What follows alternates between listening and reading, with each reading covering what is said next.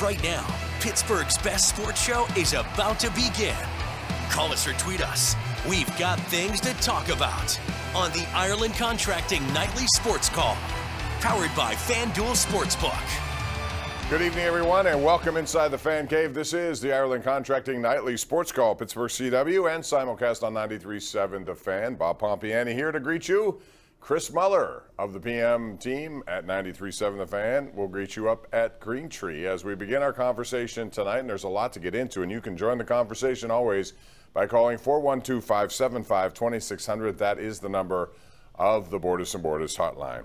So, Chris, we're going to get into it now. We got franchise tags being held out. We have tomorrow is the deadline for that. One of the more interesting ones will be what happens with Green Bay and Davante Adams. And this today following a statement, or at least a report that indicates the Packers are about to make a significant long-term contract offer to Aaron Rodgers, who is due to make a decision. I got to believe these two things are tied together here. Davante Adams' future, Aaron Rodgers' future. What do you think may happen here? And when it says significant long-term contract offer, does that mean he's going to get his wish, which could be $50 million a year?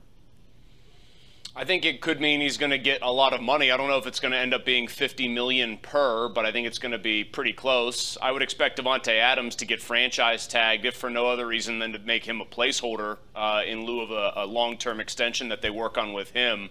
Green Bay, if they keep both of those guys and they pay Rodgers anywhere near, Bob, I think the going rate for what his services should command, which really is highest paid player in the league status given what he's done the last 2 years. I know they flamed out in the playoffs, but if they commit significant resources to both those guys, I don't care how high that cap goes up, they are going to be in big trouble and be exceptionally top-heavy.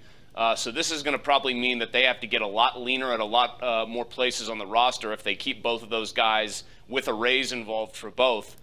So let me just put it this way.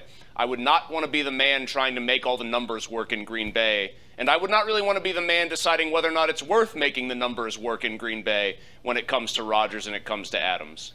Yeah, I agree. It's a lot of money, and it makes it very difficult. Even though the salary cap's going up to $208 million this year, still, they got a lot of things. But all of this should come to a head at some point.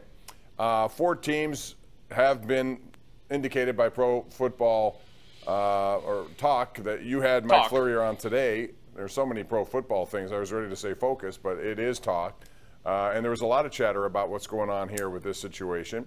He's a reputable guy, but there are other people in the Green Bay media who say none of this is true. I'm going to be very anxious to see it, play out. But number one, my question would be, do you realistically think the Steelers are going to or have made an offer that would involve 3 number 1s and a number 2 or a number 3, depending on which you read, for Aaron Rodgers?